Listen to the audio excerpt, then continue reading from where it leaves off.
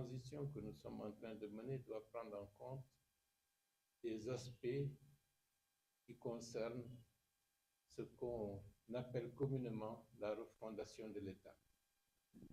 Cette refondation de l'État passe en compte les questions sociaux, les questions économiques et bien entendu les questions politiques.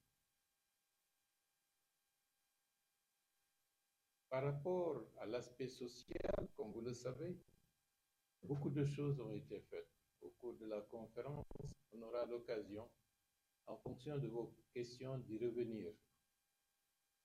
Sur le plan économique, il y a eu des transformations majeures qui ont été engagées depuis le 5 septembre 2021 et beaucoup de ces transformations structurelles de l'économie de notre pays sont en train d'être mises en œuvre à l'heure actuelle et dans quelque temps, je suis certain que l'impact pourra se ressentir à travers les différents agrégats de notre économie.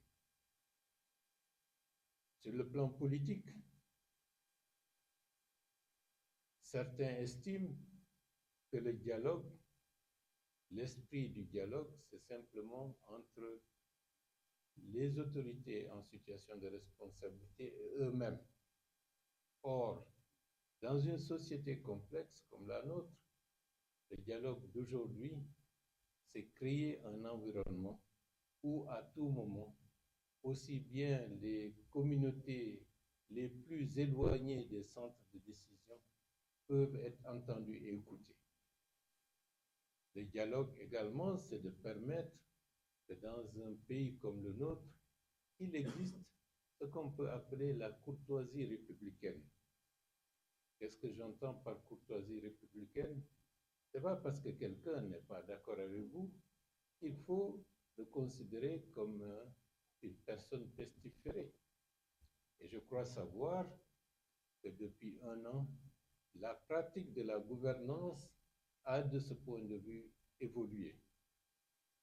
Nous rencontrons régulièrement des autorités ou d'anciennes autorités de la République de Guinée pour échanger, pour encourager les uns et les autres en se disant ce n'est pas parce qu'on n'est pas en situation de responsabilité que notre avis ne compte pas.